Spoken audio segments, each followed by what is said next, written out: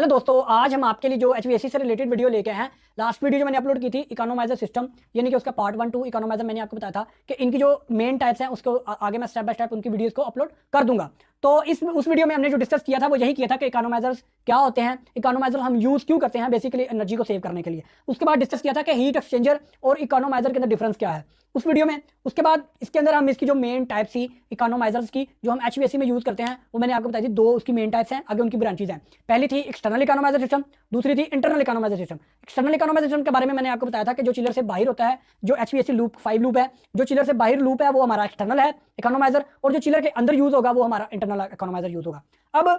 External economiser system के ऊपर जो एयर साइड इकोनोमाइजर है उसके ऊपर हमने डिस्कस कर चुके हैं। इस वीडियो में हम डिस्कस करेंगे एक्सटर्नल इकोनोमाइजर सिस्टम की जो सेकंड टाइप है वाटर साइड इकोनोमाइजर। याद देखें, ये जो ड्राइंग बनाई है ये वाटर साइड इकोनोमाइजर सिस्टम की बनाई है। अब इस वीडियो में हम डिस्कस करेंगे वाटर साइड इकोनोमाइजर, लेकिन वाटर साइड इकोनोमाइजर ये जो ड्राइंग बनाई है ये सेंट्रीफ्यूगल चिलर के ऊपर बनाई है। वाटर साइड इकोनोमाइजर आपके एयर कोल्ड चिलर में भी यूज होते हैं, वो किस तरीके से होते हैं उसका मैं नेक्स्ट वीडियो में डिटेल से इसी तरीके से मैं उसका भी बता दूंगा। उसके बाद ये आपके जो डाटा सेंटर्स होते हैं, स्टूल्स टाइप एयर कंडीशनिंग, जिसको पैक प्रिकॉशंस एयर कंडीशनिंग भी बोलते हैं, उसके अंदर भी कहीं कहीं पे ये आपका जो वाटर साइड इकोनोमाइजर यूज होता है। अब उसके अंदर कैसे यूज होता है वो मैं वीडियो के लास्ट में बता दूंगा। अभी हम बात कर लेते हैं सेंट्रीफ्यूगल चिलर के अंदर हम जो वाटर साइड इकोनोमाइजर यूज करते हैं इसकी जरूरत क्या है और इससे हम कैसे एनर्जी को सेव करते हैं। तो चलिए दोस्तों स्टार्ट करते हैं वीडियो शुरू करने से पहले एक छोटी सी रिक्वेस्ट है, अगर आपने हमारे चैनल को सब्सक्राइब नहीं किया हुआ तो लाजमी सब्सक्राइब कर लें और बेल आइकन के बटन को लाजमी प्रेस करें ताकि एचवीएसी से रिलेटेड जो भी वीडियो अपलोड करें वो आपको नोटिफिकेशन में मिल जाए। तो दोस्तों इकोनोमाइजर यानी कि किफायतशारी, यानी कि आपने बचत के लिए इस्तेमाल करना है। अब इसको जैसे मैंने आपको एयर साइड इकोनोमाइजर के बारे में बताया था कि जहां पे आपने यूज करना है वहां उसकी जो सबसे पहली शर्त थी वो थी एम्बिएंट टेम्परेचर, यानी कि आप एयर साइड इकोनोमाइजर्स को आप एक मखसूस एम्बिएंट टेम्परेचर के ऊपर उसको इंस्टॉल कर सकते हैं या उसका सेटअप लगा सकते हैं। इसी तरह से अगर आपने सेंट्रीफ्यूगल चिलर यानी कि वाटर कोल्ड जो चिलर है इसके अंदर आपने इकोनोमाइजर यूज करना है वाटर साइड, तो आपको सबसे पहले जो इसकी मेन बात है, इसके अंदर जो मेन बात है वो यही है कि भाई आपका जो चिलर हो वो इस डिजाइनिंग का हो, उसके अंदर ये खसूसियत हो कि उसको आप जितना कूलिंग टावर का पानी मैक्सिमम ठंडा देंगे वो उतनी अच्छी परफॉर्मेंस करेगा। यानी कि कंडेंसर के अंदर आपका पानी ज्यादा ठंडा आएगा एक हद तक, जो चिलर की रेंज रिक्वायरमेंट होती है उस हद तक अगर आपका पानी ठंडा आएगा तो वो चिलर आपकी परफॉर्मेंस अच्छी करेगा। अब आपने सेंट्रीफ्यूगल चिलर लगाया जो इस डिजाइनिंग के ऊपर होगा कि कूलिंग टावर का पानी आपका ज्यादा ठंडा आएगा तो वो ज्यादा परफॉर्मेंस करेगा। अब आपने कूलिंग टावर का पानी ठंडा कर लिया। अब जो कूलिंग टावर के अंदर पानी ठंडा होता है वो आपको पता है कि एम्बिएंट टेम्परेचर से होता है, वो उस टेम्परेचर के मुताबिक नहीं होगा जो आपके चिलर की रिक्वायरमेंट है। इस मकसद के लिए आप फिर एक वाटर साइड इकोनोमाइजर डिजाइन करते हैं। आप कैसे डिजाइन करते हैं?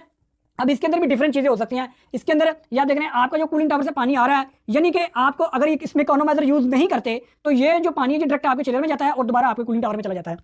लेकिन हम चाहते हैं इस पानी को मजीद ठंडा करें, यानी कि जो कूलिंग टावर से पानी आ रहा है इसको मजीद ठंडा करें ताकि आपका जो चिलर की डिजाइनिंग है उसके मुताबिक उसका टेम्परेचर हो जाए। अब इसके लिए मैं क्योंकि हम एक्सटर्नल की बात कर रहे हैं तो एक्सटर्नल साइड पे आपका एक कूलिंग वाटर है, दूसरा आपका चिल्ड वाटर है। आप क्या करते हैं, आपने इसको चिल्ड वाटर की जो रिटर्न की लेना आ रही है, जो बिल्डिंग से रिटर्न आ रहा है आपका सर्व्ड करके पानी आ रहा है चिल्ड वाटर, उसके साथ आपने कूलिंग टावर की जो सप्लाई की लाइन है उसके साथ आपने एक प्लेट टाइप हीट एक्सचेंजर का यूज करते हैं। आपको पता है कि इसके अंदर जो डिजाइनिंग है वो आपकी जितना पानी ठंडा आएगा उतनी अच्छी परफॉर्मेंस होगी। तो आपने चिलर में से जब यहाँ से ये हीट एक्सचेंज होगी आपकी चिल्ड वाटर की रिटर्न लाइन और ये आपकी कूलिंग टावर की सप्लाई लाइन, इसके अंदर हीट एक्सचेंज हुई, अब ये दोबारा आपके कंडेंसर में चला जाएगा, ये आपकी चिलर की परफॉर्मेंस अच्छी हो जाएगी क्योंकि आपने इसको डिजाइन ही लो वाटर जो कंडेंसर वाटर है उसके ऊपर डिजाइन किया है। तो जहां पे ये जो चिल्ड वाटर के अंदर डिफरेंस आएगा वो आपका इस जगह पे आपके कंडेंसर के ठंडा पानी प्रोवाइड होने पे वो डिफरेंस भी निकल जाएगा। तो इस तरीके से आप इसके अंदर वाटर साइड इकोनोमाइजर यूज करते हैं। अब कई सेंट्रीफ्यूगल चिलर्स ऐसे होते हैं कि कुछ पानी आपके हीट प्लेट एक्सचेंजर में से गुजरता है, कुछ पानी आपका डायरेक्ट चला जाता है, यानी कि वो आपके कंडेंसर में आकर मिक्स हो जाता है जिसकी हीट एक्सचेंज हुई है और आपके कूलिंग टावर से जो पानी डायरेक्ट आया और वो दोबारा आपके कूलिंग टावर में चला जाता है। मिक्स आपके रेफ्रिजरेंट में भी नहीं होगा, ये जो हीट एक्सचेंज पानी करके हुआ यानी कि पंप आपका इधर लगा हुआ यहाँ पे भी सप्लाई जाएगी और कुछ प्लेट टाइप हीट एक्सचेंजर में से गुजर के आपके कंडेंसर के टेम्परेचर को डाउन कर देगा। सेकंड नंबर पे अगर आप जो मैंने शुरू में बात की थी कि अगर आपने डाटा सेंटर्स में स्टूल एसी वगैरह जो होते हैं उनके अंदर आप कैसे यूज करते हैं, आपको पता है कि जो डाटा सेंटर्स वगैरह डिजाइन किए जाते हैं ये कुछ ऐसे एरियाज में डिजाइन किए जाते हैं जहां पे आपका एम्बिएंट टेम्परेचर कम होता है। अब वहां पे अगर आपकी कोई आबशार है, कोई झील है या कोई नेचुरल पानी है तो वो उस पानी को, वो ठंडा पानी होता है क्योंकि वहां पे एम्बिएंट टेम्परेचर डाउन है, तो वो उस पानी को पंपों की मदद से आपका एक कॉइल बना देते हैं, उस कॉइल में से उस पानी को गुजारते हैं। अब उस कॉइल में से जब वो पानी को गुजारेंगे जो आपकी डाटा सेंटर से गर्म एयर आ रही है पहले वो उस कॉइल में से गुजरेगी एयर पहले, यानी कि वो एक फ्री कूलिंग मेथड होता है कि क्योंकि जो डाटा सेंटर से रिटर्न एयर आती है उसका टेम्परेचर बहुत ज्यादा होता है। अब वो उसने हमने कूलिंग कॉइल से गुजारनी है, यानी कि आपके समझ लें कि कंप्रेशन सिस्टम है, डायरेक्ट एक्सपेंशन है, या आपका AHU है, वहां से आपने उसको गुजारना है ठंडा करने के लिए। तो फिर क्या करते हैं हम, जो डाटा सेंटर